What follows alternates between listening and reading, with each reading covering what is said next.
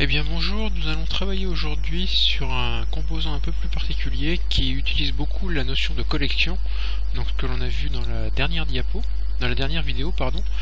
L'idée étant en fait aujourd'hui de travailler sur deux listes, une liste que j'ai appelée liste gauche, une liste que j'ai appelée liste droite. Donc j'ai posé ce composant là, liste box. On va remplir la liste de gauche et on va aller poser en fait des éléments de la liste de gauche sur la liste de droite en cliquant sur cette flèche et inversement de la liste de droite à la liste de gauche en utilisant cette flèche là. Le but en fait c'est simplement vous faire voir comment les collections sont utilisées dans les composants. Donc vous voyez que le formulaire est déjà créé, je l'ai appelé démonstration liste, j'ai deux composants, j'ai créé deux boutons BTN vers la droite, un bouton BTN vers la gauche et le bouton quitter donc qu'on a déjà vu.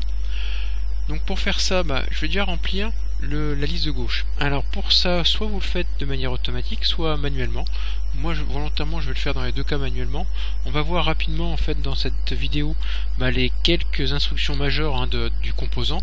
Je précise également que c'est un composant très utile et que vous avez la même chose pratiquement sur le combo box. Donc on fera pas de vidéo sur le combo box sauf s'il y a des besoins particulier, mais déjà quand vous aurez traité la liste box, vous saurez à peu près traiter les combo box. Donc on va aller cliquer sur la petite flèche qui est là, d'accord. On va lui dire de modifier les éléments, et là en fait, ce qu'il vous demande simplement c'est de remplir la liste. Donc on va remplir bêtement avec des chiffres. Bon là je mets un peu n'importe quoi, et je mets même des doubles, c'est pas un problème. Je clique sur OK. Et il m'a mis donc les chiffres que j'ai mis là.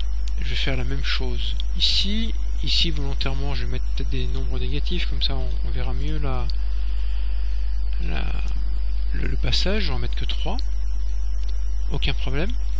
Alors sur ce bouton là en fait je vais dire que je vais faire passer l'élément sélectionné de ce côté là dans cette liste là. Donc les plus anciens d'entre vous reconnaîtront l'issue de l'origine de cet exemple là. Alors le bouton, qu'est-ce qu'on va faire? On va lui dire que dans ma liste de gauche, ma liste de droite, pardon, je vais rajouter un élément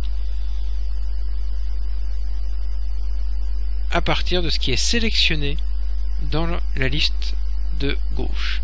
Donc je vais tout faire en une seule phrase.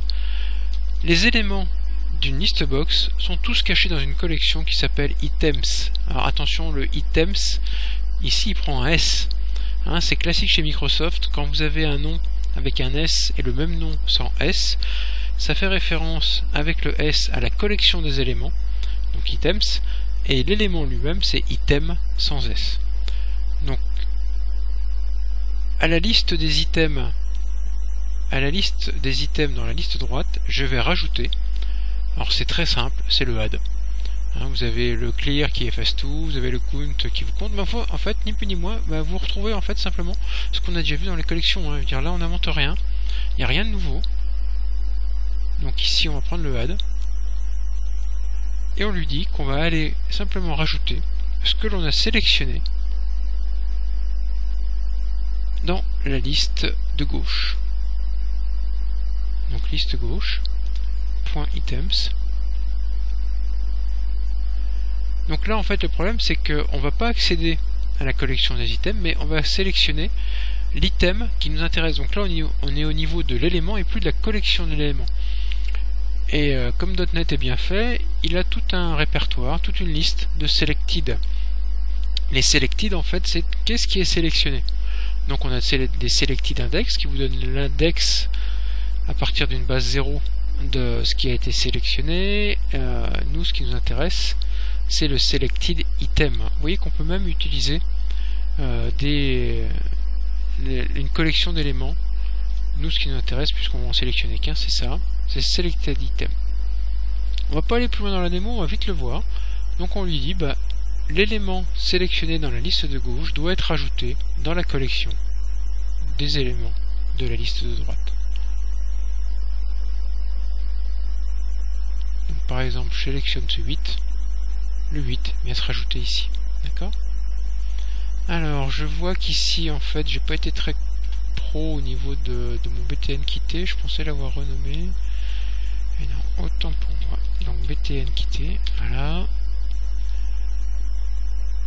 Maintenant, bah, je vais faire la même chose ici, c'est-à-dire que je veux dire que ce que j'ai sélectionné là vient là.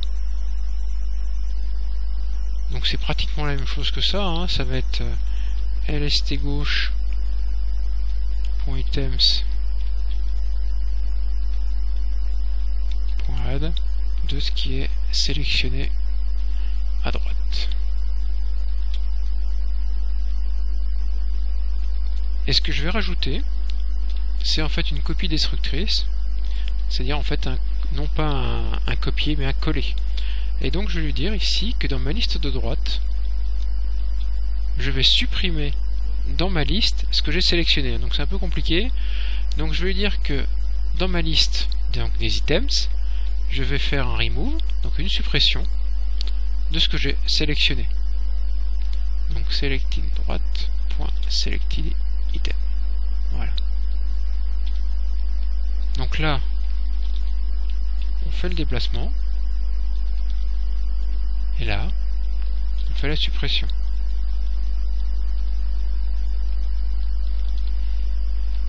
Donc on va voir ça. Je copie le 8. Et là, le moins 8, je le déplace. Voilà, donc il l'a bien supprimé d'ici, il est venu le rajouter là. Si je m'amuse à faire ça, il le remet. Mais par contre, là, j'ai pas fait de copie destructrice. Petite... donc là, donc c'est une copie... c'est vraiment un copier-coller. Alors que là, c'est un couper-coller. D'accord? Donc ça, c'est un copier-coller. Alors que ça, c'est un couper-coller.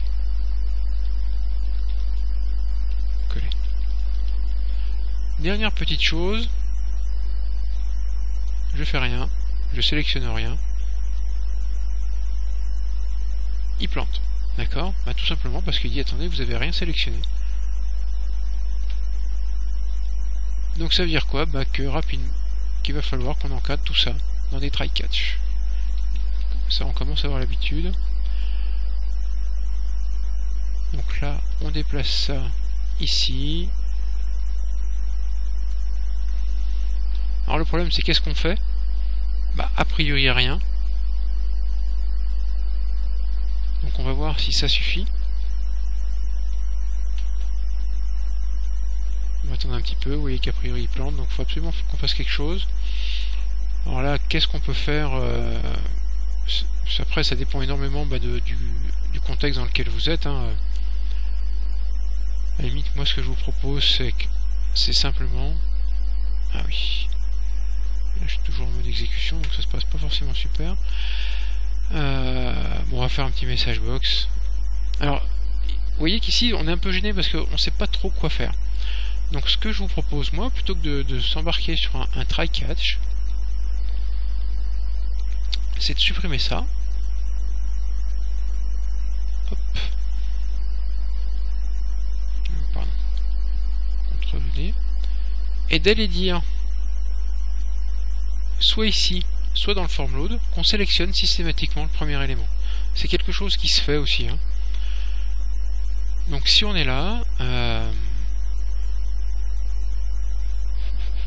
priori on peut pas lui dire ici parce que du coup on est dans la collection des items, d'accord. D'ailleurs si on regarde un peu ce qui se passe là, voilà, dans la liste vous voyez dans ma collection en fait il me ressort ça. Donc on va lui dire simplement dans le form load, bon j'ai laissé form 1 là, c'est pas très joli ce que je suis en train de faire aujourd'hui là. Bah on va lui dire que donc là on va dire que le selected index, et là ce qui est intéressant, vous voyez, c'est qu'on obtient ou définit. Donc on va lui dire que c'est l'élément 0. Donc en fait c'est le premier de la liste quoi. Et on va lui dire la même chose pour la liste de gauche. Donc selected. Donc là on travaille non pas sur l'item mais sur l'index.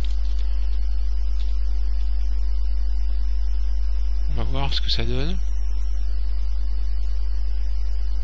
Voilà, vous voyez, par défaut, il nous sélectionne les premiers éléments. Donc c'est à dire que si on fait ça, bah, le 15 vient là, et si on fait ça, le moins 15 vient là.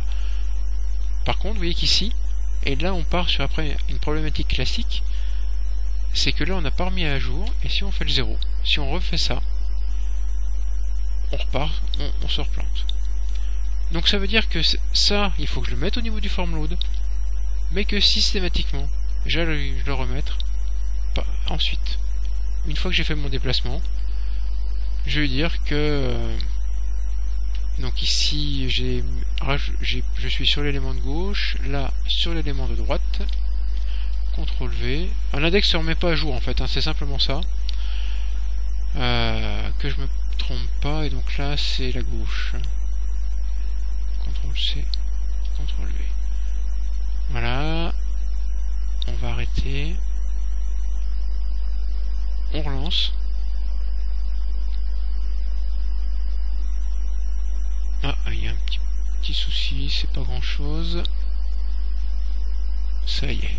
Donc par exemple, si je prends le -8 et que je me déplace, vous voyez, automatiquement, il revient sélectionner le premier. Voilà, donc c'est une petite astuce hein, qui vous évitera de galérer avec les try-catch, de vous embêter à chaque fois à dire où est-ce que j'en suis, est-ce que l'index est remis à jour, etc. Moi, c'est un petit truc que je vous conseille. Au moins, il a sélectionné. Si vous savez vous repositionner sur le premier, c'est propre. Après, selon les besoins que vous avez, vous pouvez vous sélectionner autre chose, ou alors gérer avec des try-catch, avec un message box disant bah aucun élément n'a été sélectionné. C'est aussi envisageable. Hein. Voilà, là j'ai évité, en fait, je vous montre comment on peut éviter simplement de travailler sur un try-catch. C'est un petit peu pénible au sens où vous avez des lignes de code qui sont répétées, d'accord, et ça vous montre quand même que le form load peut être utile. Et ça, je vous conseille de le garder. Bon, je suis désolé, là, dans cette vidéo, j'ai pas été très pro au niveau du form 1, là, qui traîne, le bouton 3. C'est des choses que j'aime pas bien faire, ça. Mais bon, je voulais simplement ici me focaliser sur ces deux listes-là, et j'avoue que j'ai été un peu rapide au niveau de la création de mon formulaire. Bon, j'essaierai d'être un peu plus rigoureux sur les diapos, sur les vidéos suivantes.